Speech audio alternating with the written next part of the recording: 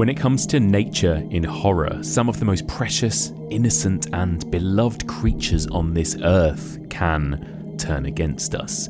Perhaps the ultimate examples of this are films about killer children. Creepy kids have long been a staple in the horror genre, and of course it's easy to see why. There's something strangely uncanny about killer children in films. They should be harmless and innocent, and when they're not, when they're the monster that must be killed or defeated, it creates a unique kind of discomfort and terror. In 1976, Spanish director Narciso Serrador tackled this subject head-on with his brilliantly titled movie, Who Can Kill a Child? Similar themes were explored in Tom Shankland's 2008 movie, The Children. Both films raise the uncomfortable, hypothetical question that none of us ever want to confront. If children suddenly turned on us and we had to resort to violence to survive, could we kill a child? Join me as we continue exploring the evolution of nature in horror, and we discuss two creepy kid classics, The Children and Who Can Kill a Child.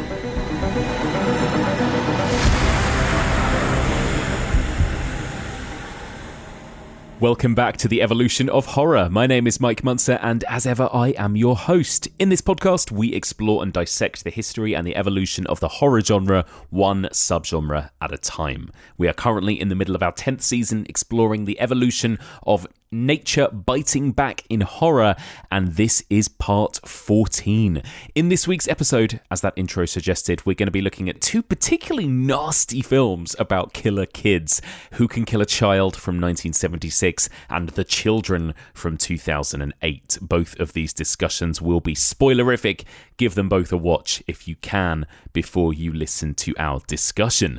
So joining me to discuss this week's movies, a very long-time friend of the pod. In fact, she's been here basically since the very beginning, part one of our slasher season. She is also the queen of podcasting. We've made multiple podcasts together, and we are also currently co-hosts of the Peak TV podcast together. A big welcome back to Anna Bogutskaya. Hello, Anna. Hola, Mike. Hey, oh, now you're doing Spanish. I see. Yes. We were chatting off mic about how terrible I feel about not being able to respond to you in my native tongue when you said hola. Yeah, I forgot about this until you reminded me, but to give people some context, on our Patreon, I did an episode on Spanish horror and Anna was my guest, and so I was like, oh, this will be fun, I'll say hello to Anna in Spanish, and I was like, Anna, hola, and you looked at me in a way that like made me want to, like, my soul to disappear from my body. Like, what are you doing? I was suddenly mortified at my attempt at Spanish. Your attempt was absolutely fine. I was 1000% the awkward asshole in that situation. I did not know what to react. My default resting bitch face came into gear, and I don't know what I said. But since then, I have repented, and I think about that moment often because I feel terrible about it. So now I'm just going to refer to you as Miguel for the whole rest of this episode. Fine. I like that. Is that okay? I like that. So everything. Miguel Muncer? Yeah, Spanish makes everything just sound a bit sexier. I like it. It's good. So there you go. Well, thank you for joining me. This is so exciting. And just first of all, I want to ask you a little bit about this subgenre. You know, we're talking, and it's a broad, as ever, I'm going really broad with this subgenre because it's more fun that way. And as well as kind of talking about the kind of classic animal attack movies, we're also just talking about kind of natural horror and eco horror, the horrors of the natural world more generally. What are your thoughts kind of generally on this kind of subgenre, Anna? Like, do you enjoy these kinds of movies generally, would you say? Well, I'm sort of hit and miss on the animal attack movies, genuinely, because the effects are quite complicated. Very often I just find them very funny because I love animals. Yeah. So depending on what animal it is, I will just, react with wanting to cuddle it. Like if you show me like a fox or a raccoon attack movie, I'd be like, oh, stop it. They're cute. Or like Cocaine Bear, he just has addiction issues. So I don't think that's neither a subject of horror or laughing matter. However, because you're going so broad, I find a disaster movie to be genuinely terrifying. So what I love about this sort of interpreting it as widely as possible, the nature fights back genre, really genuinely horrific, is this idea of something turning against us that is so much bigger than we can comprehend and is absolutely out of our control, and is also not guided by sort of a malevolence. You know, it's not like a forest is going to eat you because the forest wants a better return on investment. Yes. It's not that, you know, the sea rebels against you because it wants revenge on its lost parent or something. Yeah. Like, it's just the way that it works. It's just the natural laws. And sometimes, especially considering how much we've fucked ourselves with the climate and have abused nature over and over again and will not stop despite many warnings, it is quite terrifying to see and to know that there will come a point, probably in both of our lifetimes, where the damage will be irrevocable. And the disaster movie genre kind of reminds us of that. It's deeply existential for me. So I actually never find them funny because I find myself overwhelmed by the size and the unstoppability of nature. And we all have kind of maybe our own preferences within those. Anything related to the sea, I'm going to be just terrified, like with genuine cosmic levels of horror. Yeah. I just want to climb into a little cave somewhere and just not be disturbed by the waves when they inevitably cover us all. Yeah, I'm 100% with you. Have you seen Twisters yet, Anna? I have indeed. How is it? I haven't seen it yet. It is a motion picture. There are multiple twisters. Yeah, good. There are twisters. I do love a tornado. I find tornadoes fascinating and terrifying. Yeah. I'm excited to see it, but I'm with you. There is something deeply disturbing. And actually, somebody suggested to me recently a movie that wasn't on my list for this series, and now I'm like, maybe I should do it. Somebody suggested Melancholia, Lars von Trier's Melancholia. But that is still to this day one of the most upsetting movies I've ever seen in my life, where I'm almost like, I don't even know if I want to watch that again, but it would be a really interesting one to fit into that theme. Yeah. Are you doing Day After Tomorrow? Yeah, I'm doing yeah. I think I'm doing it with Twister, so the 90s Twister paired with The Day After Tomorrow. But yeah, then I thought about it and I was like, yeah, you could do like Melancholia paired with Take Shelter or something like that, and it would be quite a dark double bill, but quite interesting in that regard. I mean, a very depression heavy double bill. Absolutely. But you're right. I mean, that's what's so fascinating about it, is that this real one end of the spectrum versus the other. You know, animal attack movies, I feel like ever since really the 70s, particularly onwards, it has just been kind of enduringly popular, right? Like, even this year alone, we've had multiple spider movies. We've had a couple of shark movies in the last month. What is it about those kind of, particularly the animal attack movies, I suppose, that have remained so kind of enduringly popular for horror fans, do you think? Well, like I was saying before about natural disaster movies, where there's something totally unpredictable and kind of that absence of a malevolent consciousness actually makes it more scary, because you don't know how to maneuver around it and you don't know how to understand it, and it is unstoppable. With animal attack, with specifically creature features, it's that, but mini. Yes. Because, a spider doesn't want to hurt you because he hates you specifically. It's just going to react to its environment and is just trying to survive. Yeah, there's no reasoning with it, is there? That's no, absolutely not. But because it's just a creature, whatever the size of it is, whether it's a bear or a capybara or a spider or a cat, it is still sort of tameable in the sense that, and I'm not and will not be a proponent of any violence against animals. But you can conquer it, you know, in the spider attack movie or the creepy crawlies movie or the demon cat movie, you can still conquer the demon cat or the creepy crawly, whereas you can't conquer the sea. Yes. You know, no matter how many millionaires we send down in little bottle rockets there. So I think that's why it has the kind of the unknowability of nature. At the same time, it's small enough and it's sort of concentrated in one villain that we can at the end of the movie win. over it.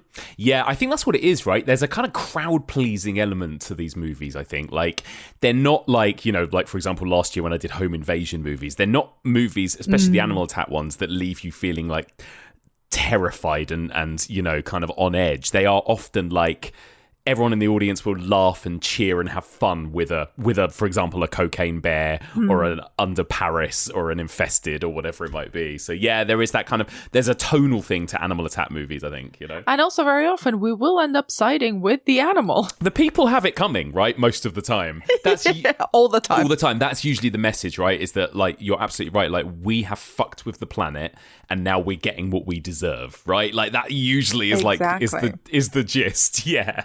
Are you much, I mean, you've mentioned you're not a fan of the sea, but you said you're an animal lover. Like, do you have any specific phobias? Like, are you generally pretty brave with, just being like out there in nature? Do you go camping? Do you go hiking? Anna, are you that kind of a person? Your face. Miguel. Do you see me as you know me? Do you think I'm a camping person, sir? I don't know, Well, you're a very well-travelled person, Anna. Like, you've been... I like hotels, Miguel. Okay, fair enough. I like hotels. That's what I like. Yeah, me too. Yeah. I actually love the sea, but I'm afraid of the sea. So I love the sea. I love swimming. If you put me next to a river, a lake, a sea, I'm going to be in it. Yeah. I'm going to be swimming. I do, however, have a very healthy fear of large bodies of water. So as much as I love swimming in it, I will also be like, I'm not going to mess around with you. I like that. I like the way you describe it as a healthy fear, because I think that's true. I think it's rational, right? It's very scary. What am I, tiny little nothing, doing in a giant, beautiful body of water? I am not worthy, and it can kill me at any point. Yeah. And I am very clumsy on land and in water, so it will likely kill me. To your other point, I absolutely do not love camping. Oh. I have camped a lot. I've never enjoyed it. I do not like waking up with bugs on me. Oh. I do not like the sounds of the forest. I do not wish to be hunted by ghosts in the forest or by any living creature. Yeah. And it's not for me. Let's just put it at that. I'm with you. It's not for me either. So this week, we're talking specifically about a kind of interesting twist on this, I guess. We've talked a little bit about our thoughts on animals. And something that I kind of in some ways equate to this kind of thing is children, right? Children are a part of nature that we love and we want to protect and we nurture and we care for, but also, particularly in the great tradition of horror, have been known to be absolutely terrifying and vicious and deadly, right, as well. Why do you think that is? Why has there been such a huge tradition of, like, creepy children in horror? Before I answer that, very good question. I want to ask you a question, Miguel. Why did you think of me for your anti-children episode? I don't know, Anna. I don't know. To your point about horror, you're absolutely right. Ever since the 1950s with The Bad Seed, a creepy child has been a staple of horror films, both good and less good. And I think it's because, well, fundamentally, they're not fearsome creatures. Like the many humans, we're supposed to protect them. They're our offspring. We're biologically ingrained to protect our offspring, whether it's your children or just a child. If you see a child in danger, the natural kind of thing is to try to protect it. And I think it's sort of, we're built that way because that's how we survive as a species, right? It's what any creature will do with their children. And because of that, because they need our protection, because they're not yet fully grown, we're not really coded to be afraid of them. If you've got like a creepy baby, I particularly love the subgenre of demon baby, who actively like tries to eat its mom or something like that. Yeah. Because it's not even like they're not even physically able to do that much damage, but yet they'd find a way. So good. Because horror films. Yeah. So I think it's like this contradiction in expectations of a mini human, but also this instant tension that exists between self-preservation, please don't hurt me, demon baby, and at the same time, I cannot possibly ever hurt this demon baby that is trying to eat me. Yeah. I'm going with this example. But I think that's at the core of it. And it has been explored so many ways in, including the two films that we're going to be discussing today. But I think it always comes down to that. They are never the first port of suspicion, because we just do not expect that of them. And we're not physically threatened by children either. As grown as adults, we're not going to be physically threatened by children. So and when they're revealed to be evil or ill-meaning or, otherworldly or demonic, then that instantly triggers this contradiction where we know we have to stop it. But also, how could we? It looks like a child, and I couldn't possibly hurt a child. Yes. Do you find kids creepy in horror, Anna? What? Miguel, why did you lean in to ask me that question? I feel like everything is a dig. I find them creepy in the in that way, right? In the way that they are a symbol of innocence and of possibility. And when they turn deadly, much like any other symbol of innocence, I find that terrifying. And I think there's a particular kind of horror child that I find really creepy, which is the very well presented, very church dressed kind of kid. Sometimes a bow tie or pigtails or something like that. I find that sort of carbon cut. It's like an AI designed child. Yes. I find them instantly creepy. Yeah, I agree. It's uncanny, isn't it? I think there is something uncanny about children because they kind of look like us, but they're smaller and you're right. That kind of. I mean, the first movie that I remember being so terrified by that I had to switch off when I was young was The Shining, and it was the moment with the two little girls standing at the end of the corridor. Something about just the look of those two little girls and the way they were dressed and the way they stand really still next to each other is incredibly creepy. Yeah, it's such a well-worn trope, but there are so many good examples, right? I think stillness is a really good point. Yeah. The twins in The Shining, the little girl in the bad seed who's so well behaved on the surface and well presented and very, very still when she talks. Mm-hmm. She always creeped me out. Yeah. A child that's fidgety and loud and kind of screaming and whatnot. And I'm like, oh, that's just a kid. It's just a kid. Mm-hmm. It doesn't matter.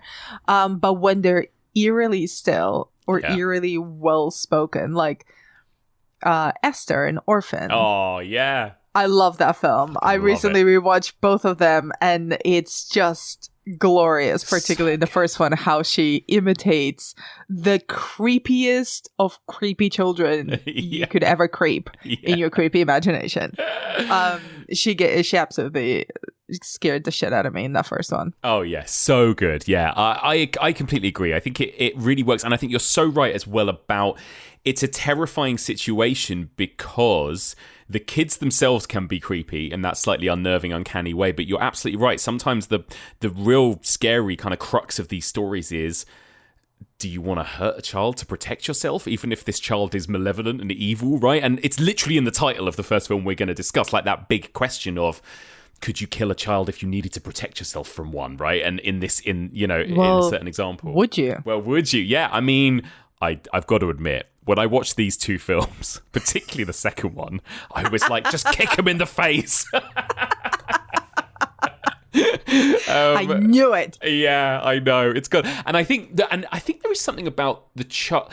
Mary Wilde was making some interesting points in the intro to this series where she was talking about children and how they are, their brains haven't fully developed yet. Their frontal cortex hasn't fully developed yet. They are more, in some ways, kind of more linked to our very base natural instincts, right? They want to eat, they want to sleep, they react on instinct because they don't have the kind of they haven't been taught yet necessarily in the way adults know how to kind of hold stuff in or behave towards other people or, just like function in civilized society. They react on their emotions and on their desires and on their instincts. And again, I think as adults, there's something kind of unnerving about that, right? Here's this little human that acts a little bit more like the side of us that we would suppress almost, Yeah, that's a really good point. It's sort of like it's a reminder of what maybe we would behave like if it weren't socialized. Yeah, exactly. So yeah, lots to talk about, especially in these two films with regards to those topics, right? So let's begin. We're going to talk about, first of all, an absolute classic, a bit of an underseen classic, I think, particularly in the UK, Who Can Kill a Child from 1976. Anna, first of all, just like set the scene for us. Give us a little brief plot synopsis of Who Can Kill a Child. So what happens in the film is that two English-speaking tourists are traveling on the coast of Spain, first in a fictional seaside town before they head off into another fictional locale, kind of an island little town that they discover abandoned with only the children of remaining as its population. The woman in the couple is heavily pregnant. She doesn't speak or understand any Spanish. Her partner does speak some truly bad Spanish, but he does speak it. And the children, they soon discover, have murderous intentions and start attacking the couple. Oh, yeah. Yeah. And actually, like, before I ask you the next question about, before we get into the film, just an interesting experience I have with this film is that it's really, you can't really like stream it anywhere here in the UK. I have a Blu-ray. I have an import Blu-ray and it's a Spanish Blu-ray. And I realized when rewatching it this week that there are no English subtitles. You can't switch English subtitles on and you can't have it in English in any way. So, and it's fine for the most part because the majority of the film is the English couple. But anytime there are like little snippets of conversations with Spanish characters, I didn't know what they were saying. So I was basically like Evelyn in this film where I actually didn't know the conversations that were going on, which actually made it a really interesting experience watching it, That is fascinating. Okay, so let me ask you, is because this film has an interesting history with the dubbing of it. Right. And how it was intended to be made versus how it was distributed.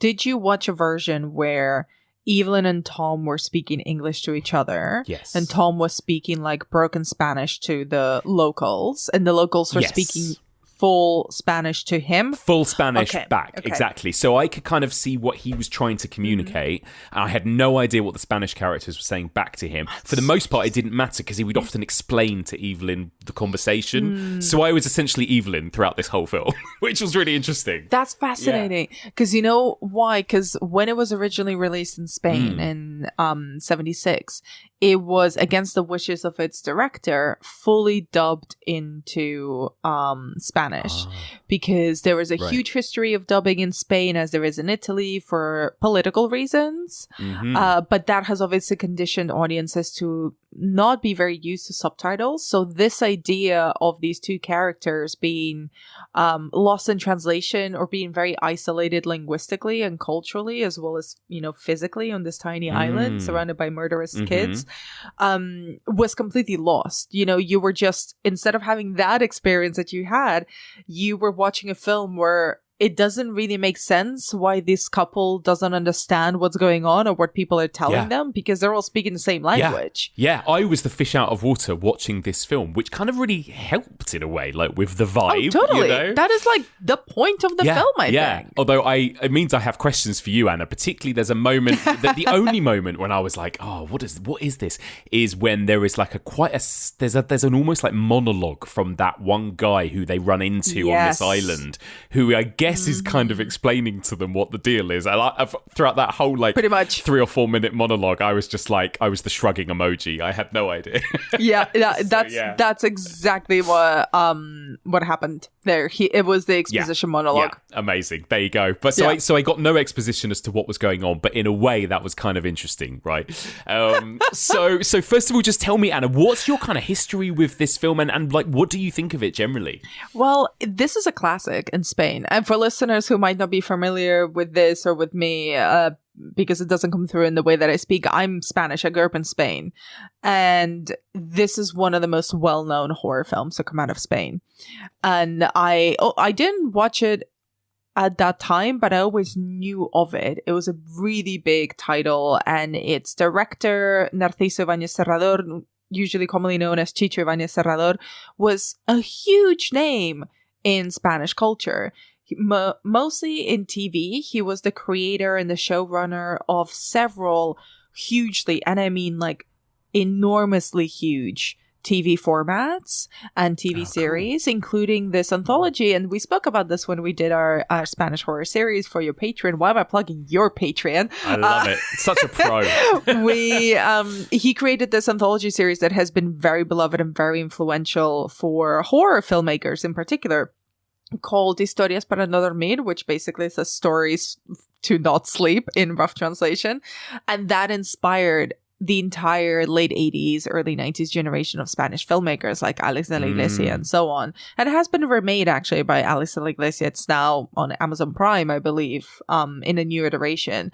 So he was hugely inspired by Hitchcock and kind of wanted to be the Spanish Hitchcock. So it was modeled in a way after Alfred Hitchcock Presents or The Twilight Zone, these sort of anthology genre, sci-fi horror stories.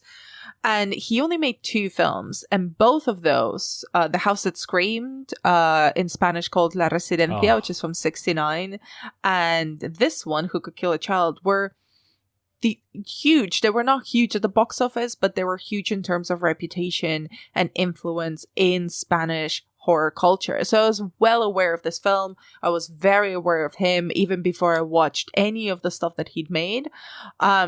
So revisiting this film is always a joy, because you do see that very intellectual, but also very visual way of storytelling. Like, he was an incredibly articulate man, incredibly well read, and very passionate about storytelling, and clearly loved genre as well. And he had these big ideas. I think those big ideas are also in this film. And at the same time, in a more sort of kind of nostalgic, personal way, I so can see the TV way of filming, the TV aesthetic, I find. I don't know if you found that. That's interesting. Of, like, I can just see the tradition of broadcast storytelling, and specifically like Spanish broadcast storytelling, in the way that it's shot. That's so interesting. Which I found like just very endearing. Yeah, I hadn't actually thought about that because I didn't realize that. But now you say it, I kind of see what you mean. And there's a lot of those kind of like big, wide, locked off shots and that kind of thing. But also, I don't know, there's something really beautifully cinematic too about, I think, both his films, right? Gorgeous. Like, oh my God. Gorgeous. Yeah, just look incredible. And, you know, not to talk about The House That Screamed, by the way, what a baller name. My God. Oh my God. Oh my God. Oh, I absolutely love love that film. So good. It's Yeah. incredible. I had the absolute pleasure of doing an audio commentary for it for the Arrow re-release recently. It looks incredible. I had never seen it in such a crisp restoration. It's beautiful. And that is very much like a single location Gothic story, and this is all open wide. Yes. Tiny, you know, sort of seaside town, a nondescript, because they all do look the same, seaside town somewhere in Spain. The sun is blazing the entire film. It's actually shot by José Luis Alcaine, who's has been the regular DP of Pedro Almodóvar for decades now. No way. Amazing. And is very, very well known for this film in particular, because of how sun-kissed it is. Well, all of these terribly violent things are happening. Oh my God, yeah. But yeah, sorry, I've completely derailed from your question. No. That's, I mean, I agree. I just think that beautiful look of those films, with both of them are, you know, there is something so striking. And you're right, the kind of like claustrophobic dark visuals of The House That Screamed versus this, like this kind of sun-drenched, almost looks more like a kind of folk horror. I guess it feels a bit more like a folk horror in its story too, right? Do you know what it felt to me like? That I think is the first time I sort of felt that way watching this film. It felt like a spaghetti western. Yes, absolutely. There was some scenes, particularly towards the end, when it's mostly like the kind of standoff. Yeah, the standoff with the kids and the kind of the lone cowboy. The low angle of the legs as they face them. Yeah. Totally. And, you know, there's a big tradition of those films in Spain in particular, because a lot of the spaghetti westerns were actually shot in Spain, which was cheaper than shooting in America. Of course. So the deserts of the central part of the country were a cheap substitute for the Wild Wild West for a long time in the 60s and so on. So I feel like that is sort of inspired by that look and feel of those films as well, where everyone is always sweating. I love that. Well, my history with this film is so different to yours. It's so English in comparison to yours, right? Because I had never heard of this film until around the early 2010s, which was when Mark Gatiss did his big documentary on European horror Europa, and he had this whole section on Spanish horror, and he talked specifically about La Residencia and this movie and how important and how brilliant they were. And I remember that being when I was like, oh my God, I need to seek out these films. And I love this. I absolutely love this film. Like, it is, I think it kind of ticks all the horror boxes in a way that I love how sort of quiet it is for the most part. Like, you know, there's so much of the first like hour of this film it's almost like silent movie making, which also is, thank God, when there are like no subtitles available. It's just like so quiet, and it's just all about like, where are all the people? The streets are empty, all these buildings are empty, and just that like quiet building dread is amazing. But then also, it doesn't fuck around at the end, right? It gets really violent. And again, linking back to what we said at the beginning, like the violence both from children and towards children is still kind of shocking, you know, like, and watching, especially from a movie from this, you know, 50 years ago, like, I'm just like, wow, like, it doesn't pull any punches, does it, in that final act, you know? Yeah, no, it absolutely doesn't. And I think that's where the horror comes in. But I think underlining it all is this like quite really bold idea. And I always get caught out by the start of this film with the documentary footage of the Holocaust and concentration camps and children suffering in wartime, because I always have to remember, wait, am I watching the wrong thing? Honestly, I know. Every single time. It is. I was going to ask you what you felt about that first kind of 5 minutes. It's quite long as well. Like, it's not just like a little pre-credit sequence. Like, it's quite drawn out, where it's like you say, they show footage of the Holocaust, of Vietnam, of like all these different horrific atrocities, and specifically like, and real footage of children being hurt or maimed or killed, right? And it's like, again, like, I think it sets its stall out into what it's doing straight away in a very kind of like bold way. How do you find that, the way in which this story is set up with that footage? Well, it's interesting because I have just said that I always forget that it starts this way. And one thing I definitely also forget is that that's a diegetic piece of footage, right? Because it's the tourists, it's someone, Evelyn, who are watching this on TV. And they sort of switch off quite quickly, don't they? And I think that's the key to the point that the inclusion of that really confrontational real life footage is making. And it was cut from some of the exports of the film, which really annoyed the director. He said that without that, the film doesn't make sense. And I think the kind of the very confronting idea at the heart of this film, there's pretty much spelled out in the first 5 minutes with that, until the point where they switch the channel or switch off the TV, is that a lot of these things, a lot of the terrible things that happen in the world are done, quote unquote, for the children. Yes. You know, that's what people always say. That's what the powers that be always say, is like, we're doing this for the future, for the children, for our future and theirs. And then the first victims of any such situation tend to be the children.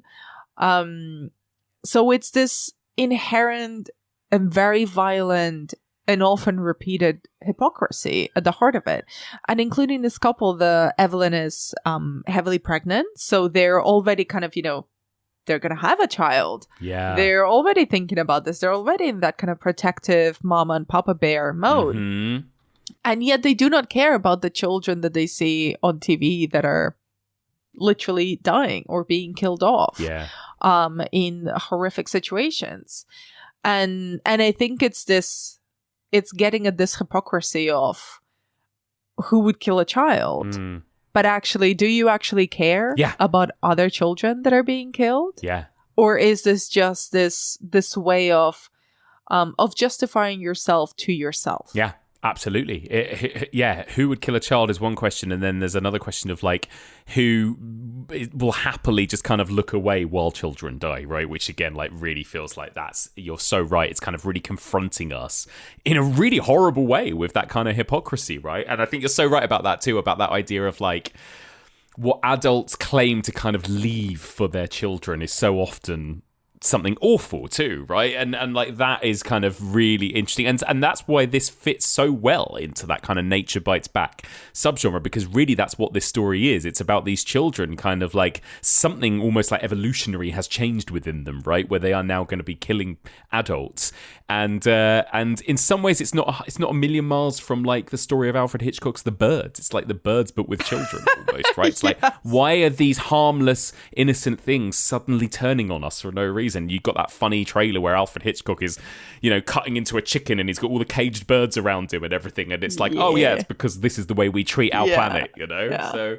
yeah, I love that about it. It's like it wears its themes on its sleeve from the very beginning, doesn't it? I think. Would you rather be accosted by a group of birds or a group of children that were trying to murder you? Oh, good question. I think I would find birds worse. I don't know. Like in The Birds, there's no stopping them, right? There is absolutely no defending yourself from them. Whereas at least with Who Could Kill a Child, there is a hope at maybe being able to kill some kids and defend yourself. I don't know.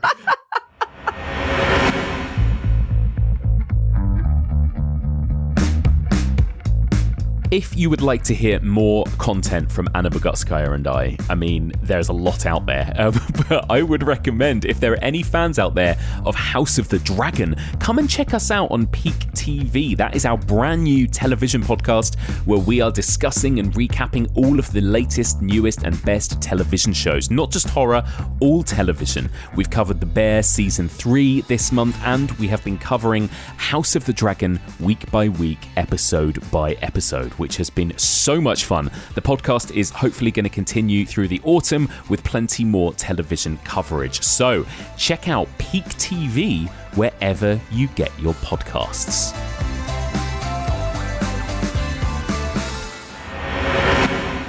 Let's go back to this idea of Spanish horror. Again, I would urge everyone to check out Anna and our discussion on Spanish horror on Patreon. And you spoke a bit about this then. You know so much more about this topic than I do, Anna. So just tell us a little bit about Who Can Kill a Child, its place, and this director's place within Spanish horror history. Like, how important was this era to Spanish horror? And how important was this movie to kind of what has come since in Spanish horror over the last 50 years or so? Well, I mean, I'm not gonna redo the whole episode that we did last time because 50 years is a long time. But I think it's more important to consider at what time this film comes out. It comes out in 1976, which is just a year after Francisco Franco, who was the dictator that ruled over Spain for decades, had died. He passed away in 75. So after he died, there was a really turbulent period of political transition from a Catholic dictatorship into a democratic monarchy. And during this period, Spain experienced a massive cultural and creative boom. That's where La Movida kind of appeared, especially in Madrid. That's when Pedro Almodovar rose to prominence for the first time. That's where what they used to be called like películas S, which is a classification for either porn or horror movies, that had a boom, and also a kind of a very, very Spanish, uniquely Spanish subgenre of horror called fantaterror, which is an amalgamation of fantastic and terror. So it was kind of genre movies that broadly existed on the spectrum of the fantastical or horror films. And they were very often designed for exporting. So they needed to be easily dubbed. Usually they had performers who were not Spanish. Like in this case, the two leads are an Australian actor and an English actress. They play Tom and Evelyn, with the intention that they could, like, these movies could happen anywhere and they could just be dubbed and exported and money could be made that way. So what's interesting about Fantaterror is that a lot of it was set in kind of gothic environments. It was trying to, you know, pass as a Hammer horror movie if it needed be, if it was dubbed by British actors, say. And it's a really, really interesting subgenre that deserves its own time and exploration. But this film kind of doesn't sit there. This film, I think The House That Screamed had a lot more in common with that moment, kind of 60s into 70s, gothic-inspired, Hammer-inspired type of horror filmmaking. This feels very radical, very modern. Not just because of the very confronting central premise of it, even the title, or the extreme violence of it, but also because it's two modern tourists. They're sort of, you know, generically Anglo-Saxon. We're never really told that whether they're English or not. It's taking place in modern times. It's a very desolate kind of Spain, which I think has a lot to do with the post-war poverty that ruled. Obviously, the civil war in Spain was decades before the making of this film, but also perhaps about the desolation of a vacuum of power. You know, I'm not here advocating for a dead dictator, not at all. But if you contextualize it in that way, it's actually quite interesting to look at this completely emptied out town where all of the adults have been killed off by children. Why? Because they've just gone, fuck it, you cannot provide for us, so why do we need you? Yes. And in a way, and I'm not saying this is the intention, but I can certainly read it that way, you could say that about Spain at this time as well. It's like, what do we, who is going to be our leaders, our government? Like, this clearly wasn't working, even though everybody pretended like it was. So what are we supposed to do now? I love that. And obviously it's different because Franco he passed away. He was very old from natural causes. There was nobody overthrew his government. Yeah. But I like to see it. I like seeing it that way. That's really interesting. And I think that also feeds into that idea of children being the center of these films, right? It's like, what is this world now that we're leaving for this generation, right? As well. And because also The House That Screamed is kind of set in a school, right? It's a lot of it is about the children as well there. So yes. I think there is that element. And it's something that, you know, again, like, I only know a lot of like the big commercial Spanish horror films out there, but sometimes I do often think of that connection. Like, one of my favorite horror movies of all time is The Orphanage as well. And again, that very child-centric, creepy kind of horror film where you've got these kids that are both kind of real sympathetic, kind of like they are the center of the story in some ways, in that you kind of feel for them and want to care for them, but they're also absolutely terrifying in that story as well, you know. Although they're definitely not the villains of that story. They are not. No. Yeah. So, yeah. But also, you know, if you think of The Orphanage, like Spanish horror has had its boom in different periods, right? Definitely in the 60s and 70s in this kind of, now we might look at it as quite quaint. But then in the 90s, directly inspired by that generation and by American horror filmmaking, you've got the boom in the 90s with Amenábar, and Tessis and Alex de la Iglesia. And then the next generation, that's J. Bayona with The Orphanage, and Paco Plaza with Rec and that kind of franchise of films, and so many others, you know, that maybe did not break out internationally in the same way as those. But a lot of them also concern kids, like The Others by Amenábar, which is shot in English, but it's a Spanish film. Totally feels like a Spanish horror film, right? I mean, it is. Yeah. But that is kind of also has more to do with fan de terror in the sense that, I mean, it has very, very famous international actors like Nicole Kidman and so on. But it could be set anywhere.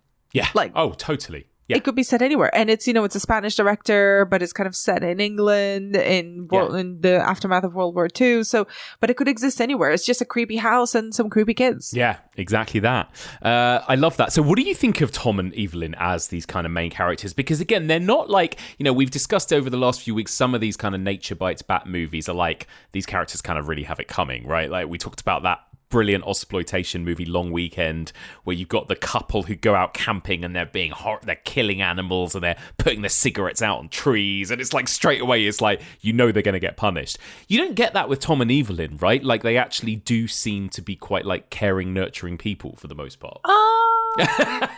You disagree? I love this. Tell me. They are very... How do I put this in a polite way? Because they do suffer a lot. They're like the worst kind of tourists. I found myself while I was watching this movie being like, oh, I've never hated them as much as I hate them this time around. And I'm like, yeah, murder them. First of all, why is this random... he's not English, but let's call him English. Why is this random Englishman insisting on making friends with random children who are just minding their own business on their island? Yeah. And he's just poking these children, be like, hey, talk to me, kid. Talk to me, kid. The moment when that kid like looks at him like, fuck you. Yeah. It's so good. I'm like, I would do the same. Yeah. Also, they just like scream at people, being like, speak English. Oh my Speak God. English. That's like, true. All the time throughout the entire movie. And then they just like help themselves to things that are unattended. It was like, oh, well, I want a Diet Coke. I was like, oh, well, let me just go behind the bar and grab it. I was like, oh, I want an ice cream. They'll just help themselves to this ice cream from an unattended cart. I just like, yeah, they're not the best. They're kind of stereotypically bad Anglo-Saxon tourists. I love that. No, you're so right about that, actually. And also, what about the fact that they have... So she is pregnant with their third child, right? And presumably, they've just fucked off on holiday and left their kids at home. Like, I don't like... Again, that's quite a where funny are their element. children? Yeah, where are their children? It reminds me a bit... It is a funny element, It yeah. It reminds me a bit of Don't Look Now, actually, that feeling of like when those grieving parents go to Venice. And the whole way through, I'm like, you've got a son that you've just abandoned at school in England, right, as well. But yeah, like, I think there's some kind of funny little almost irony in that, isn't there? That, again, like, they have completely forgotten about their own children, you know? So, You're 100% correct. They're, like, really bothered by random children that they meet on a Spanish island, but they don't care about the two that they left behind in their own home. Yeah. Oh my God. It's so true. It's so true. And you're right. Like that hadn't really occurred to me, but you're so right about that, about just like the kind of brazenness of the English tourists and the way they kind of behave in these local communities is really interesting. Is that what you behave? Is that how you behave when you travel? No, I mean, could you imagine me, Anna? Like I'm the one that I would apologize to somebody else if they like, you know, punched me in the face. Like I never overstep with anyone, but you're very right. Yeah, it's very precious. But it didn't occur to me. Which is itself kind of interesting. I think watching it as an English person. There is a scene. Do you remember the scene where there's this like really nervous Dutch woman who's probably like hiding out somewhere, who's calling any number, and Tom picks it up and he literally yells into the phone, "Do you speak English? Do you speak English? Random distressed woman." Yeah, you're and so I'm right. Like, you're sir, so right. Sir, you speak Spanish, allegedly. And you have on the phone some random woman who is clearly crying and in distress. And the only thing you can think of doing is trying to get her to speak another language that she doesn't speak. Your language. Because it's what? So good. Yeah, you're absolutely right. How do you find that kind of like that build up of the horror? Like, do you find the horror itself effective in this movie? You know, like we've already mentioned that so much of the middle chunk of this film is like quiet dread, right? Before the violence happens. But how do you find that generally? So I think that the genius of this movie is twofold, right? On the one hand, it's the sun. It's the absolute drenching everything in heat and sunlight in a way that feels oppressive. Like, I don't know about you, Mike, but I do not like to sweat. Oh. I do not love a heat wave. I think I saw this film over the weekend while it was really aggressively hot. Yeah. And I remember thinking like, oh, I feel exactly like this film is like trying to make me feel. Yeah. It should be oppressively sweaty. Yeah. So that heat, that the visual of it, the open spaces, the white walls of these small Spanish towns feel blinding. And on the other hand, it's the miscommunication because of the language barrier. Yeah. And I find and I want to hear what you experienced, because you kind of lived through that while you were watching that film. Yeah.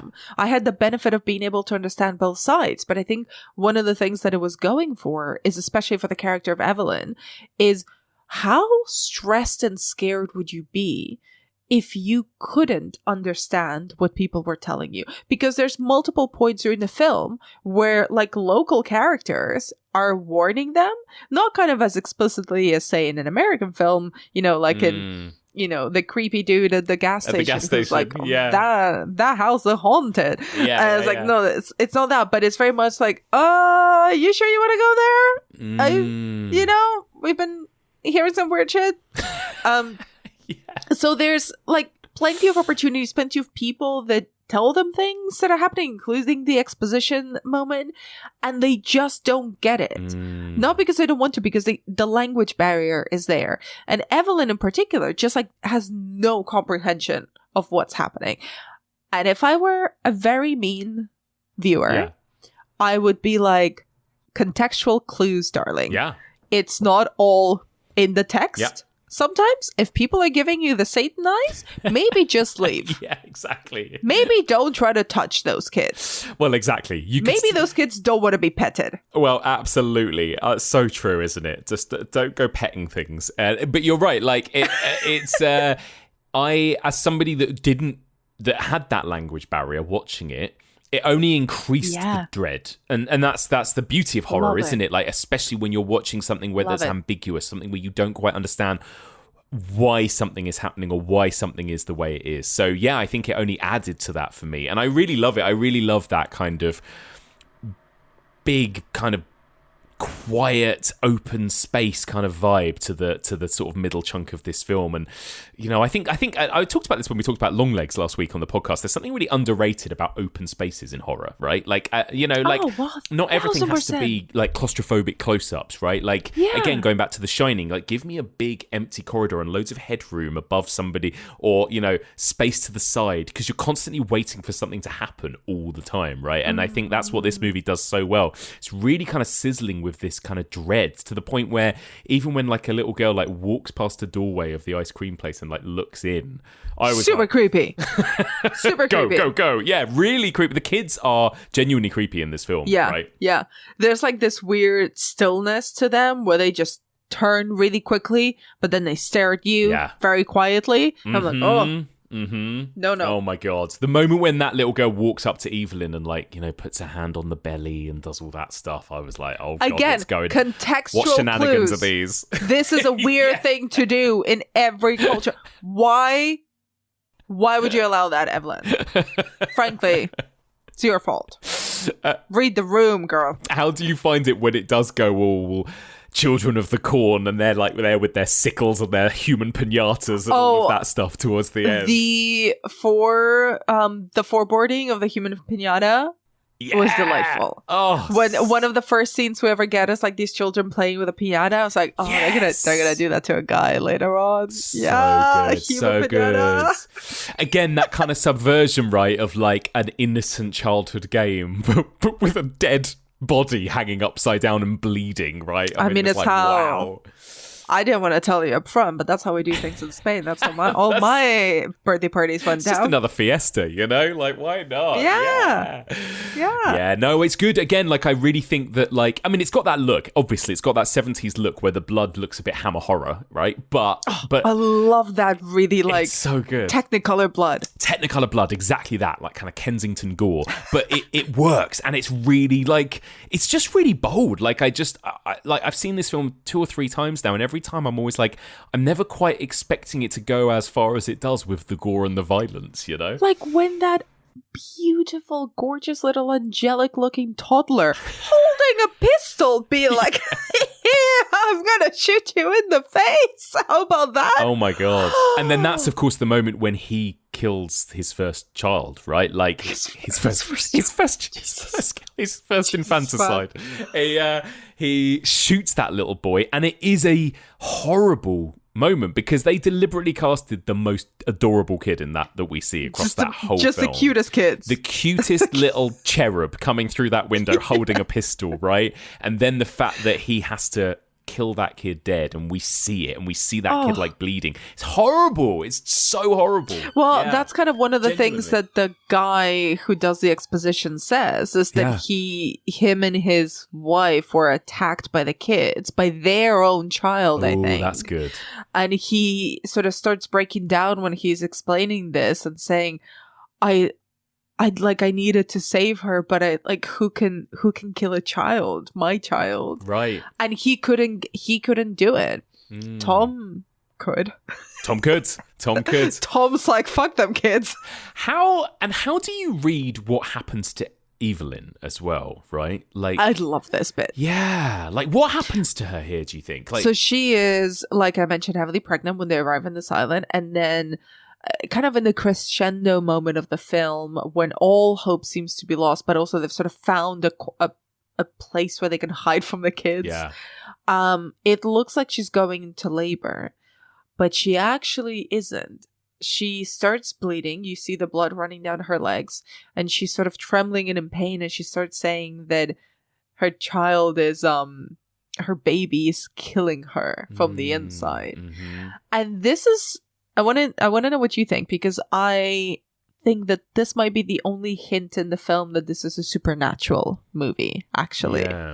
Yeah. Where maybe there's something about this island. Maybe it's in the water. Maybe it's in the ice cream. Maybe it's in their eyes. I don't know. Mm-hmm. Where it's like the children that come to this island in particular are sort of infected by these murderous impulses or something like that. Mm-hmm. And it also affects Evelyn's unborn child. And it becomes murderous from the womb.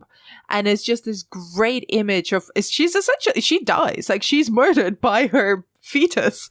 Yeah. And it really does open up this question mark of like, wait, so this socio-political kind of understanding of, it's the kids rebelling against you. What if it's actually bigger? What if it is genuinely just nature or evolution kind of rebelling against itself? So our offspring, the creatures that are, say this with love, our spawn is turning against us. Even before they're born, they're like, no, this is no longer a safe space for me. Yeah. So I'm gonna tear it apart. Yeah. Oh my God. Yeah, you're absolutely right, because it could be read either way, right? It could be that, like, at this point, the world has changed. Like, something has happened where, like, even babies now are going to attack their parents even while they're in the womb.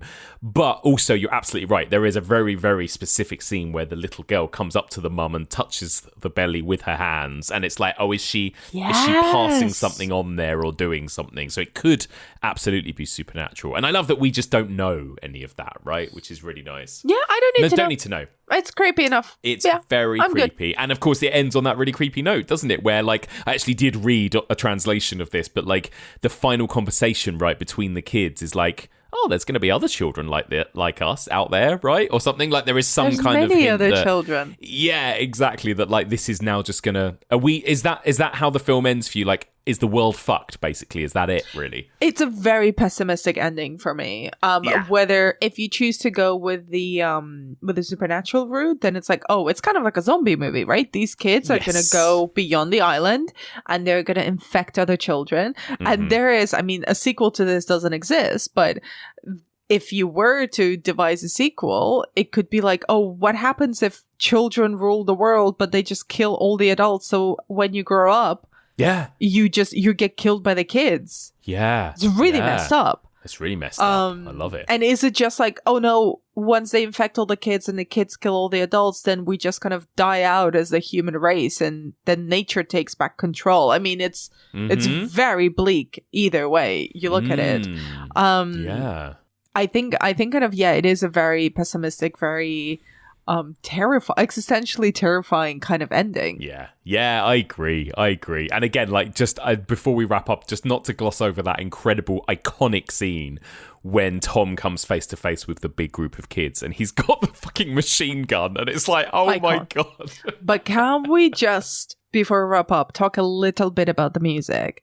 Because I think it is unbelievable kismet that this movie came out a year after Jaws, and it came out the same year as Jaws in Italy, where it was a huge box office success. Actually, it made more money than Jaws, I believe. Amazing. In Italy, it's those scenes have the music is almost identical to Jaws. Yes. Yeah. Did you notice that? Yeah. And like, but it can't.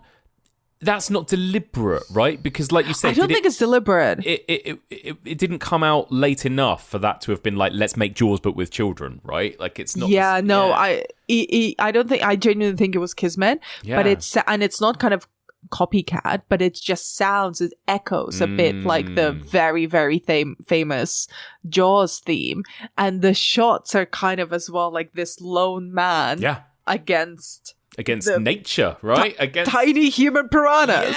Yeah, I love that. Yeah. Oh, it's so interesting. And the way in which these sorts of movies connect in that way, and that so often they do come down to like one man versus the animal or one man versus nature, tends to be where these films often culminate as well. But and he loses. Yeah, so there you go. What an absolute banger. It's going to be like, it's coming up to 50 years old, this movie, right? Like, is this still a movie that do you think it holds up? 1000%. Yeah. 1000% it holds up. It has that kind of like 70s Euro, I don't want to use the word trash negatively, but kind of like Euro vibes to it. A lot of flares as well. A lot of flared jeans. I love it. Yes, a lot of flares. A lot of sweat patches, which I appreciate. Yeah. Not enough sweat patches in really sweaty looking movies. Absolutely. I don't know if you've seen the 2012 remake. I did not know it existed until I started prepping for this. No, I've not seen it either. No. Miguel, let me tell you. You know who stars in this movie? No. You know who plays the role of Tom? No. You're going to lose your absolute shit, man. Okay, go on. It's Cousin. It's Eben Moss Backrack who plays Cousin on The Bear. No way! He plays Tom. Yeah! Oh. I know! I'm desperate to watch it now. Holy shit. What a brilliant crossover of our podcasts, too. I love this. Check out Peak TV for Anna and Rihanna's reviews of The Bear, by the way. But yeah, I love that. That's amazing. Oh, wow. No, I had no idea about that remake. I haven't seen it. I'm guessing it's probably... I haven't heard anyone say it's good. I haven't seen it. I didn't know it existed. I do think that this is kind of not this in particular, but this kind of movie is actually the perfect sort of remake. You know, a decades old, phenomenal film, but that maybe can be adapted into something new.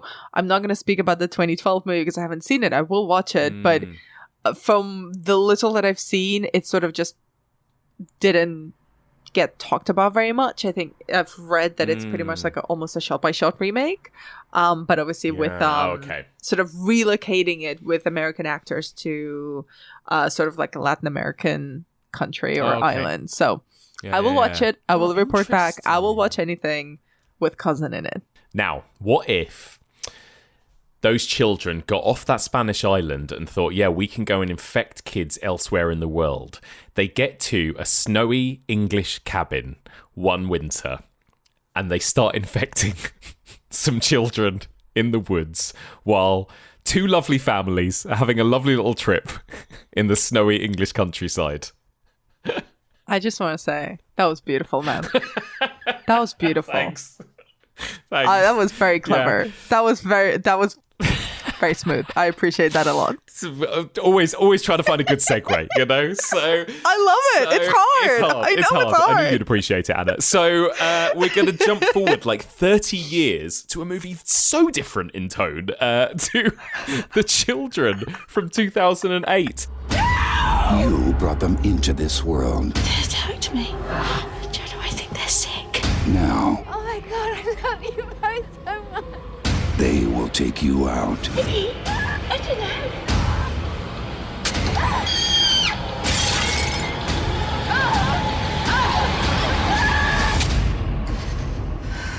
The children.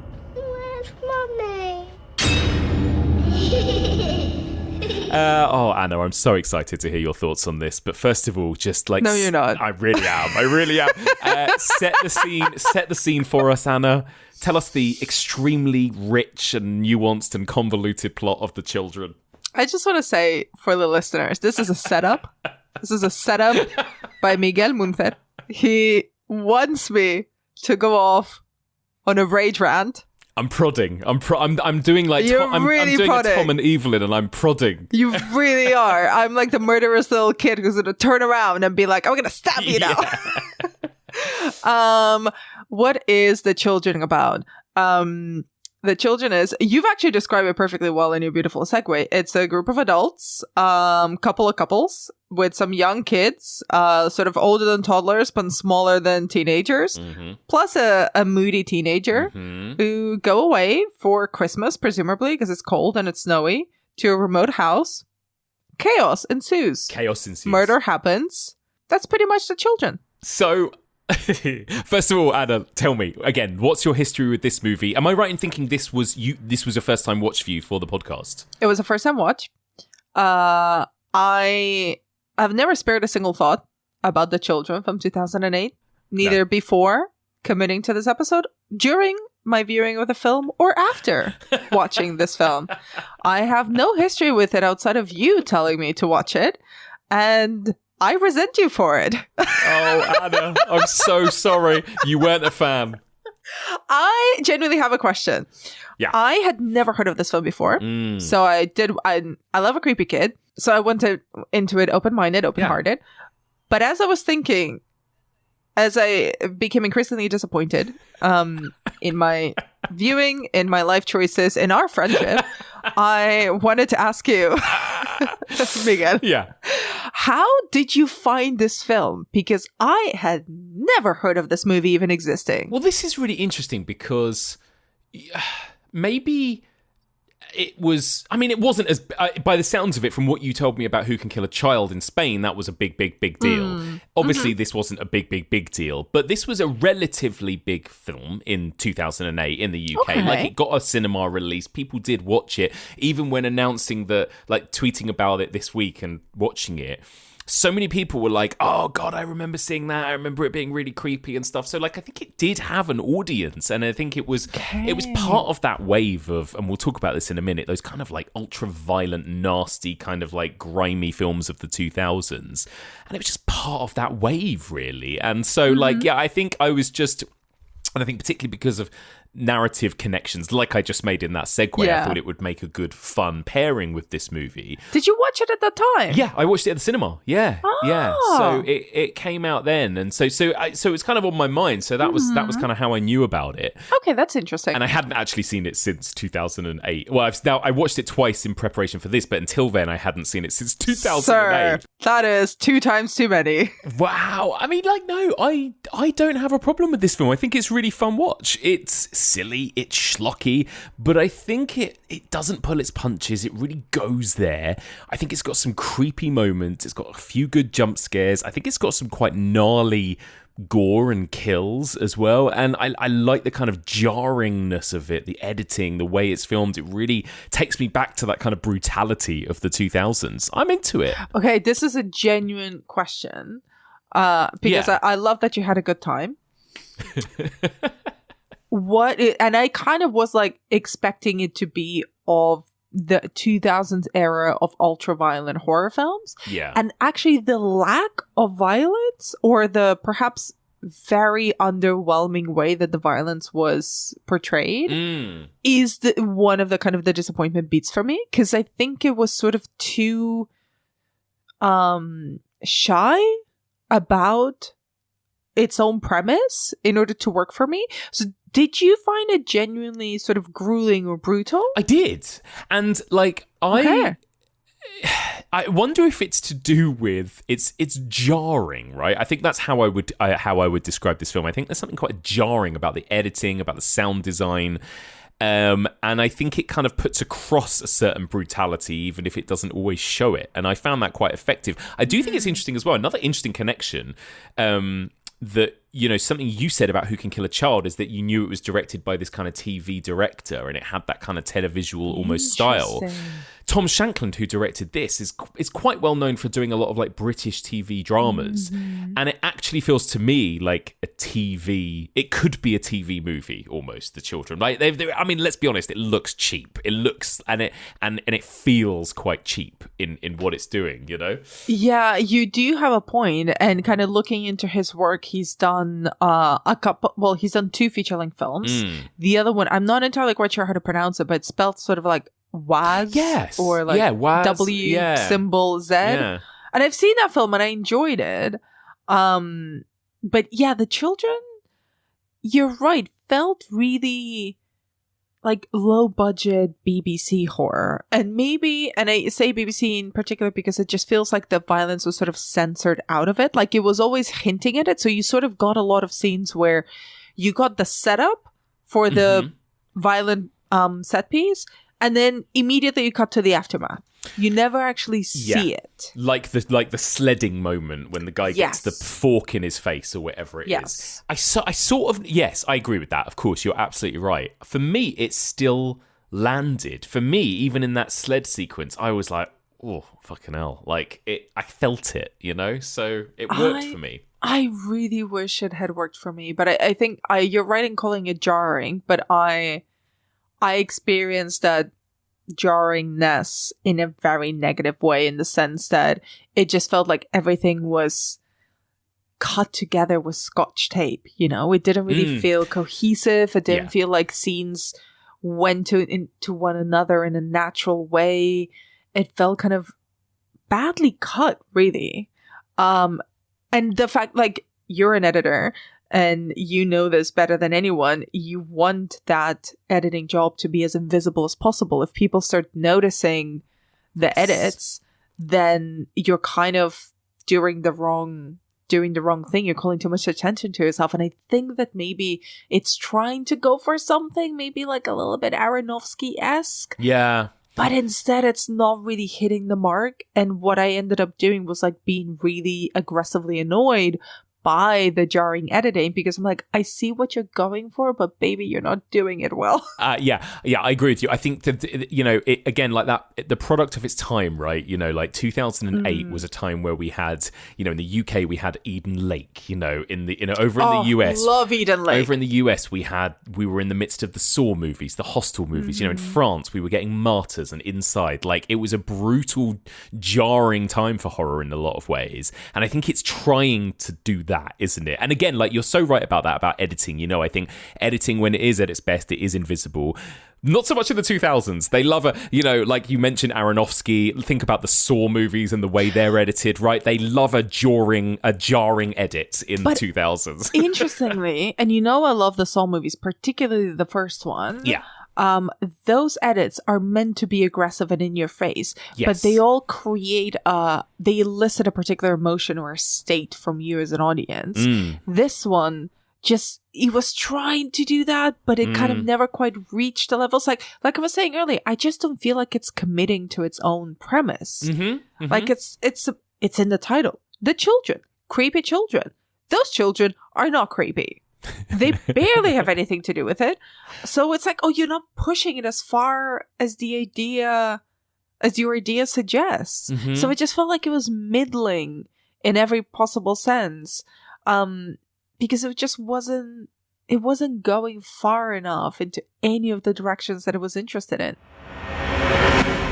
Okay, now it's that part of the podcast where I thank our next 30 Kickstarter backers for helping us to create Final Cut, the official Evolution of Horror card game. Final Cut, of course, is now on sale via our EOH website. Just head to evolutionofhorror.com/shop and pick up your copy of Final Cut. It's designed for all ages, whether you're a horror expert or a horror newbie. It doesn't really matter. You don't need to have horror knowledge to play it. It's just a horror-themed card game where you are racing racing against your opponents to collect cards, to collect matching sets, to create your own unique horror movie across different subgenres.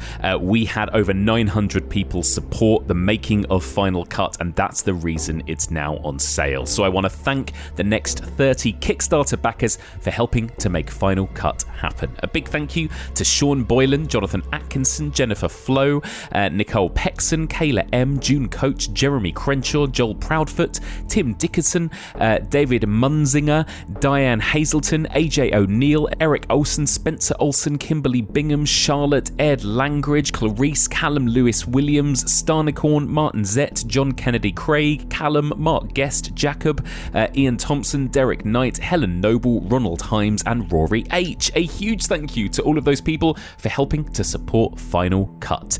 And one more time, if you want to pick up your copy of the official Evolution of Horror card game, we do ship all over the world. Head to evolutionofhorror.com/shop. So Anna, I want to ask you about the writing in this film. I mean, I will say the writing isn't great, is it? Let's be honest. I think that is the one sort of thing that really brings this film down. What do you think of the characters and the performances here? You've got these two married couples, these two parenting couples with all their little children, and also this kind of teenage girl who's kind of stuck in the middle of all of this as well. What do you think of them all? I think you're trying to set me up, Miguel. I don't know what characters you speak of. Yeah. I didn't see a single character. I saw a lot of very confused actors who were very good in other things. Oh, wow. Okay. I have to say, I always had a soft spot for Casey, the emo teenager, mainly because of the way that she's styled. Yeah. It is so mid-2000s that I got like a sensory flashback and almost put my own over-the-knee socks and my arm warmers on and parted my hair to one side. Yep. It is peak mid-2000s emo. Everyone's wearing a hobo scarf indoors. The best part about this film is the way that everyone is dressed. All the men are wearing these terrible shirts and like ill-fitting, oversized bell bottoms with like skater belts. Yeah. Like the kind of bootleg cut and the skater belt. Yeah, I got like war flashbacks from the 2000s. I will say it was. The action is very confused. The actors seem to be confused as to who they are and what scene. The actors are also sort of directed to react in a really confusing way, especially as sort of the violence starts unfolding. There's one scene where one of the dads gets impaled and there's a kid who sort of just like looks at him like nothing's happened. He just sort of peeks at him. It's like, oh, dad's dead. Okay. And then there's another scene which I loved, which was Stephen Campbell Moore just running into a room and be like, oh, shit, what the fuck is happening? And I'm like, well, sir, you and me both. You don't know what's going on in the film. I don't know what's going on in the film. So what are we going to do about this? Oh, my God. No, I did not find it this bad. You're making it sound like The Strangers Chapter 1 bad. It wasn't that bad. It was mid. I would say this was a 3-star mid. No? I think we have very different definitions of 3 stars, sir. Yeah, Stephen Campbell Moore's character particularly kind of confused me. Like, I didn't know how we were supposed to feel about him. I don't know how the other characters felt about him. Like, this kind of slightly pushy dad that was trying to teach his kids, like, Mandarin or something, right? But, like, also, like, I didn't really understand, like, what... And the dynamic between him and the teenage daughter, like his stepdaughter, I think, right? Like I was trying to kind of like... Oh, was that the case? So. I think it was like she's the daughter, Elaine's daughter from a previous marriage. And so those two have had these 2 little kids together. And that's why there was the teenage daughter that was the slight outsider that I think came from a different marriage. But also, as she points out in her backstory exposition, was supposed to be... They wanted to have an abortion. And she calls herself the abortion that got away, which is a sentence that doesn't even make any sense. Love it. Loved this moment. And let's not forget, Anna, her fetus tattoo on her stomach. I mean, if I were to rate this film, I'd give it 1 star for that fetus tattoo. So for the listeners, a visual descriptor, because please don't waste your 80 minutes watching this film. She has a tiny fetus with an umbilical cord that leads into her belly button tattooed on her. It's so funny. It's such a bad and tattoo. She keeps it's also just, it's drawn with a big pen. Yeah. And honestly, Mark, I don't know if you felt this way. When she showed it in the film, I was like, oh, this is so emo. She's drawn on herself to like make a point.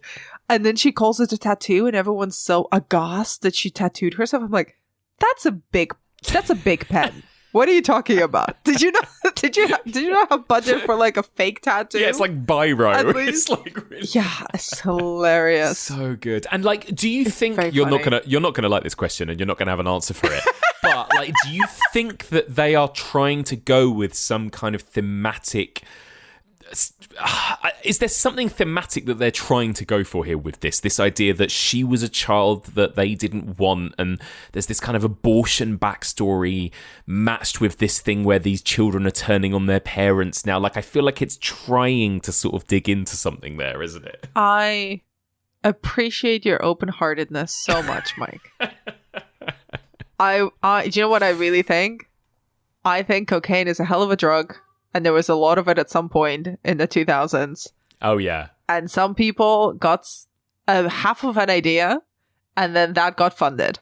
Because I've tried. You tell me if you think what the theme is, because I genuinely could not tell you. I was thinking about this in preparation for this episode. I was like, I cannot go in and just like crap all over this random film. I was like, what is the point of it? And I've watched it. I've reread the synopsis many times, and I'm like, I don't understand what the point is. What is it going for?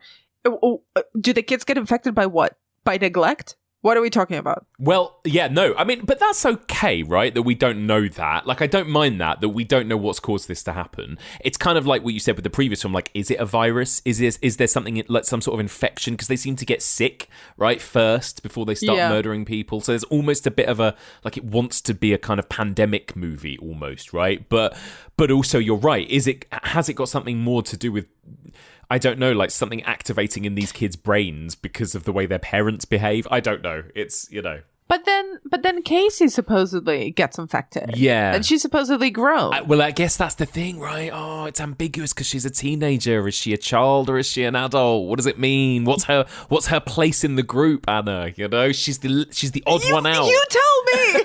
You tell me. You tell me, what is her place? She has no place. She is the emo outsider. She doesn't fit in with the adults. She doesn't fit in with the children. She just wants to go off and have fun with her friends, right? Like, that's every teenager. Exactly, yeah. Until the age of 25, until her frontal cortex fully develops. And some people, not even then. Exactly. But I think that is literally, that's her place in this film, isn't she? She's the kind of like, she's the kind of like ambiguity of the group almost. Yeah, you know? she's the budget Clea Duvall in every single film in the 90s. And there is, of course, again, very similarly to the last film, there's the first like shocking moment where Stephen Campbell Moore's character kills a child, and then all the repercussions of that, right, as well. But I take it that didn't affect you in this movie. I really tried for you. I really tried. I could not tell you. Honestly, Miguel, as the film was going on, and this is 80 minutes. This is the longest 80 minutes I've ever spent with a film. I can't believe this. I mean, even as it was happening, I was forgetting everything that had just happened. This is incredible. I mean, and this is the thing about this subgenre, right? There's a lot of trash, and maybe it's that my expectations have lowered already from doing this series, because I've already seen worse films than this one. But yeah, like, and maybe there's a bit of nostalgia in it for me as well, because I was like, you know, I was younger and a 2000s horror audience member when I saw this in the cinema for the first time. You know? You know that I also like to defend the 2000s. It's the decade in which we grew up. There's a lot. It's a kind of before the rise of quote unquote elevated horror and the big horror renaissance in the 2010s. Yeah. It was the decades where it was very much okay to shit on horror in general. And there was a lot of stuff because of the DVD market. There was a lot of stuff that was straight to DVD that sometimes made the rounds at horror film festivals, and then boom, straight to disc. And it hasn't really gotten that afterlife, really, right? Because it's right in the middle of, oh, the 90s are cool now, and we'll love the 90s, but the 2000s, don't really care about them. So very open-minded about anything that came out in that era, and I have a lot of very problematic faves from that decade. But this film has commits multiple cardinal sins for me. And the main one is that it is unbelievably, unrepentantly, inexcusably dull. I was so bored out of my mind. This is a film where children supposedly are off like killing their parents, and I was bored out of my face. How do you make that happen? That's so interesting. Like, I do definitely disagree with you there. Like, I'm so happy as for you. trashy as this film is, I never found it boring. I was just like, oh, bloody hell. I felt like I was being like punched in the face by the filmmaking of this film all the way through, which I didn't find boring. I absolutely think it's ridiculous, but I don't find it boring. I wonder if perhaps our brains have been scrambled in different ways by the same decade of horror movie making, right? Where I'm like, no, you need to like grab my face and put it into a human shaped like shredder for me to feel assaulted by a film. Yeah. Whereas this one, maybe it's because you watched it at the time and it kind of left a good memory and you remember that. Yeah, it could be that. That experience. Yeah. And it's like, oh, this feels like it's punching me in the face. And I'm like, this feels like it's trying to tickle one of my toes. And it's annoying me. That was the sensation I felt. Incredible. Well, you know, we are going to have a little... We're going to have a little Mary Wild segment on this film because she loved it and she was like, I've got so many thoughts. So there you go. Mary Wild can swoop in and defend this film probably better than I can. But I have no idea. I don't know. Like, I thought it was trashy fun. I would love for it to have been trashy and or fun. I genuinely didn't even think that it was trashy. I just thought it was... bleakly dull. I wish I had liked it more. And for a moment before I texted you, I thought that you had set me up to watch Little Children, the Kate Winslet drama, which you would have preferred. And now I'm wishing. And now, having watched this, I would have preferred that. Because at least there is some Kate Winslet and some Patrick Wilson in there. I love it. Well, there you go. I've even covered Jaws 4: The Revenge in this series, and I've not had anyone go as hard on a movie as you have on The Children. I love it. I genuinely feel like I should apologize because tell me what you love about this film because I love it for you. I'm happy to listen. I cannot find anything redeeming about it. No. Love is strong. I don't love anything about this film. Let's just set that straight. Like, I think this is a very mid movie. I think it's aggressively fine. Like, I guess that's how I would describe it, as aggressively fine. I think it's perfectly watchable. I think you're watching quite abhorrent characters in a cabin in the woods and they all get killed in like gnarly ways. And I was just kind of happy to watch that as a piece of trashy genre cinema, really. I thought that the snowy backdrop was kind of cool. I always love a snowy horror, especially in comparison to the sun-drenched horror of Who Can Kill a Child.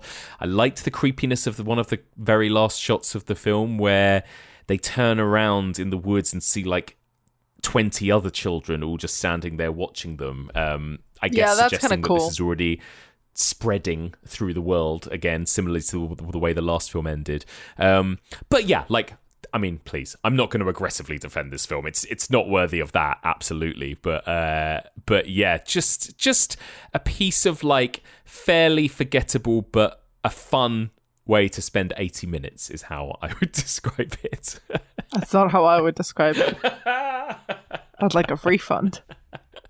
Well, here on The Evolution of Horror, we love balance, don't we? We love balance and we love a bit of positivity about movies where we can get it. So let's head on over to this week's Wild About Horror segment because psychoanalyst and Freudian cinephile Mary Wild was a fan of this movie and she has plenty of fascinating thoughts on Tom Shankland's The Children.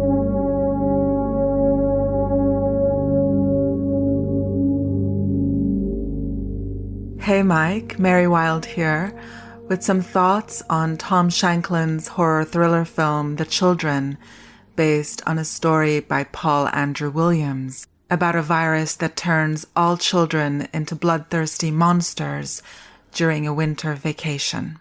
Time Out gave it 4 out of 5 stars, noting that, quote, "This taboo-shattering movie taps into primal fears about the unknowability of children, its blood-stained virgin snow and insidious terror recalling cruel fairy tales and demon child movies such as The Omen," end quote.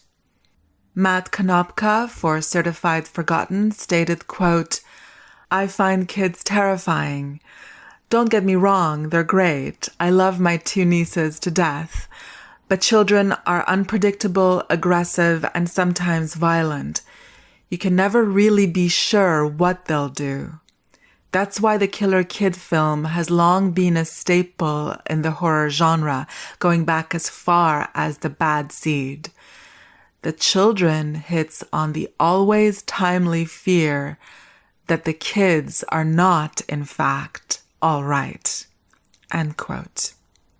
Elaine and Jonah travel with their 2 children, Miranda and Polly, and Casey, Elaine's teenage daughter from a previous relationship, to spend the winter holiday with Elaine's older sister, Chloe, her husband, Robbie, and their 2 children, Nikki and Leah.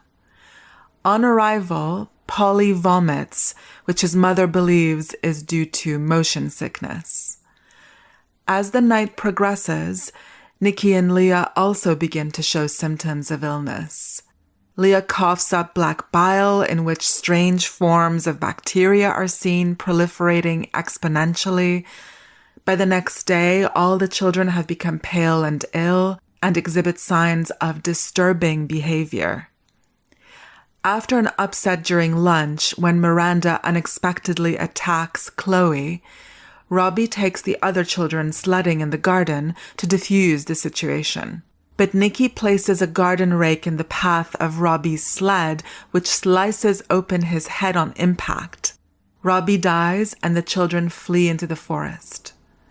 Polly attacks Jonah and causes Elaine to break her leg. Casey and Elaine seek refuge in the greenhouse. Chloe finds Robbie's body mutilated by the children and is herself attacked by Leah. Casey saves her, and Elaine in turn saves Casey from Polly, accidentally killing him. Chloe accuses Casey and Elaine of going insane and angrily runs off into the woods with Jonah to find the other children. The brutal violence continues apace until the final frames of the film. The basic premise here is that there appears to be an illness spreading among the children, initially presenting as something basic like the flu, nothing out of the ordinary. One would be forgiven for thinking that the kids are acting in the expected way of being rowdy, loud, and petulant. I must admit the sound of the children screaming in the very first scenes of the film made me shudder. We come to understand that the kiddos' lethal behavior is triggered by a fluid emanating from the surrounding natural area. The substance is like a primordial ooze, a physical manifestation of a deep-seated instinctual event striking through the heart of our innermost animalistic impulses, an uncanny wilderness rough around the edges, outside the reach of civilization. But what exactly is the primordial ooze provoking in these children? Why are they acting out so violently? Referencing the tattoo of a baby on her stomach, Casey sardonically says, "I'm the abortion that got away," pointing to the fact that she was an unplanned pregnancy that her mother had considered terminating. This statement might be the single most revealing one of the film in terms of potentially determining the reason why the children might be lashing out. My hunch is that this painful realization remains unspoken, unprocessed, and unhealed in the family. A child's knowledge that, even momentarily, she might not have been wanted. Now, my intention is certainly not to make any sort of so-called pro-life argument, quite the opposite. I am staunchly pro-choice.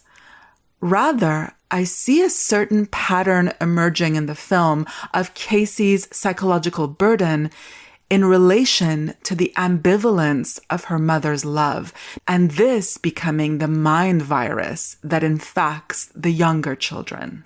The unconscious realization that parents might not automatically accept and nurture their offspring puts these kids on the back foot and on the warpath where they feel compelled to defend their right to exist.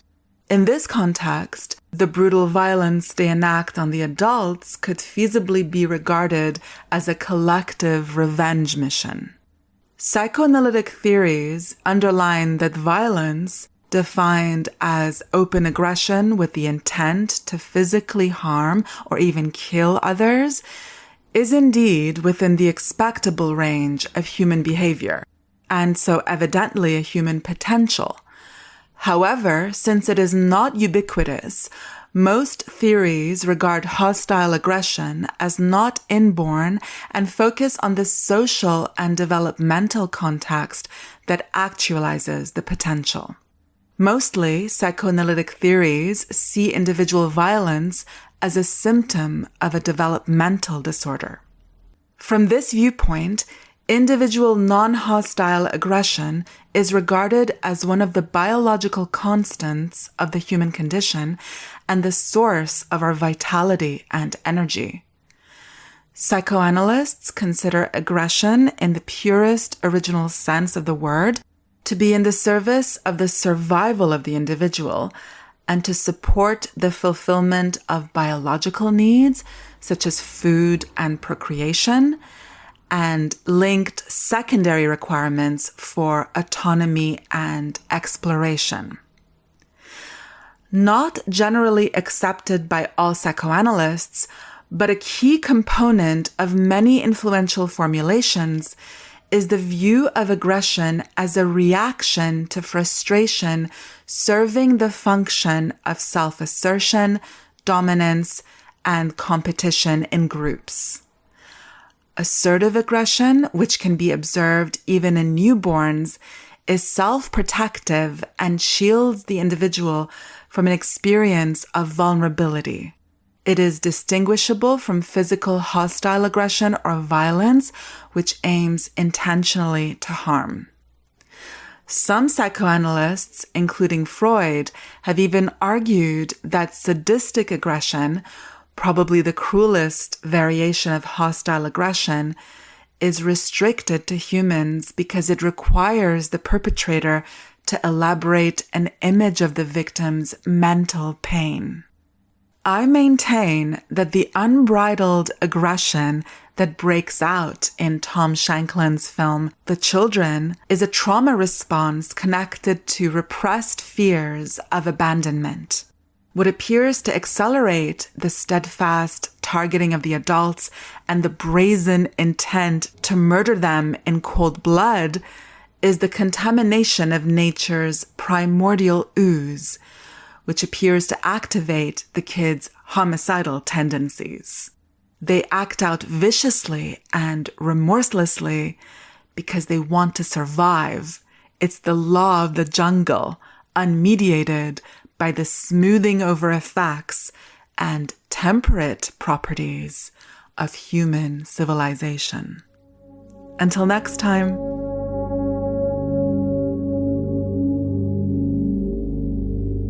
A big thank you to the wonderful Mary Wilde. And don't forget, if you want to hear more of Mary's takes on cinema and other topics, you can sign up to her Patreon, patreon.com/Mary Wilde. Anna, I want to wrap things up with you on The Children. I mean, you're not going to like this question, but I was going to ask you, how well, in comparison to Who Can Kill a Child, does this movie hold up? You know, would you recommend this to people in the way that you'd recommend Who Can Kill a Child? Miguel Muncer. I find that question offensive. It's offensive to the legacy of one of the greatest storytellers Spain has ever birthed. Chichi Baños Terrador. And it's offensive to the legacy of Who Could Kill a Child. Just genuinely an incredible horror film. Spanish, European, otherwise. Let's not even put them in the same sentence. Oh my God, I love it. Well, there you go.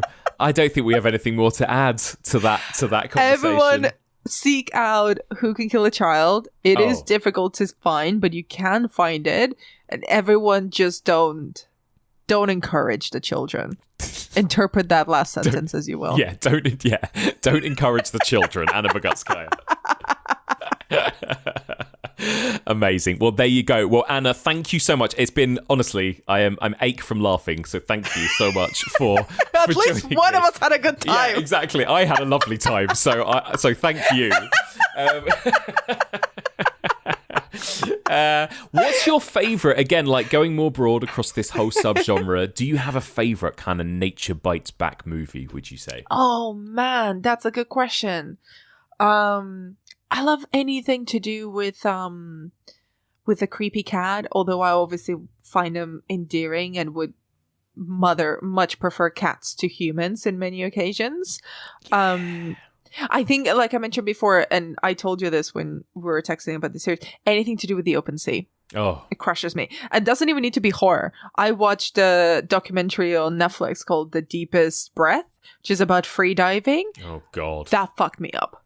Yeah, like this. Yeah, it makes me physically sick to watch people be very deep in the sea. I can't even form sentences. It's so crushing, and yet I look out for that content all the time. I'm constantly looking at like giant statues and ships buried underwater. I'm constantly looking at like the North Sea on TikTok and how scary those waves are. I'm constantly researching what it's like to like work on an oil rig in the middle of the North Sea. Why do I do that? I don't know. That is terrifying. So that's my favorite Nature Bites Back subgenre. The North Sea sound on TikTok. I love that. That's incredible. I'm with you on like people stranded, movies like Open Water, obviously. I just like, oh my God. And even that, what was that film a few years ago that's just like Robert Redford alone on a boat for the whole 90 minutes? Like that terrified me as well. It wasn't even a horror film. But yeah, I'm with you. Like I'm particularly bad. And this doesn't just link to the ocean for me, but any of these types of films where it's just like one man stuck against nature, like even 127 hours, or like, those kinds of like almost real-time movies where you're just stuck in a situation. Because then it's the isolation as well that becomes it's not just the physical endurance, it's the mental endurance as well. And it's so scary. Yeah. Ugh. Oh God. Oh. Right, enough.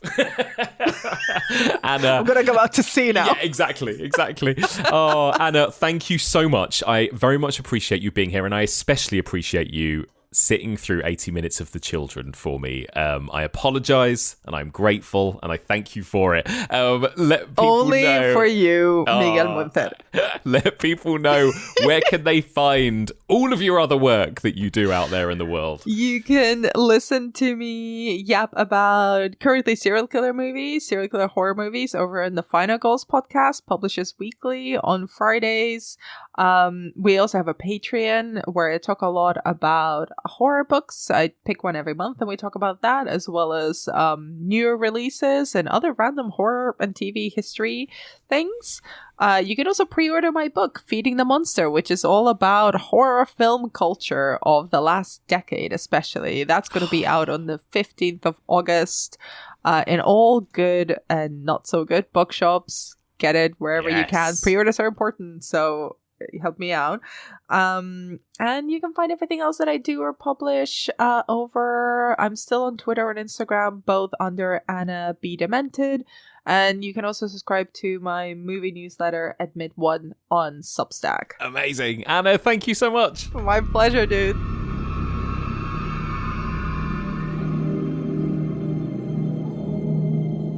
And that's it for this week. Thank you so much for listening. And one more time, a huge thank you to my podcasting partner in crime, Anna Bogutskaya.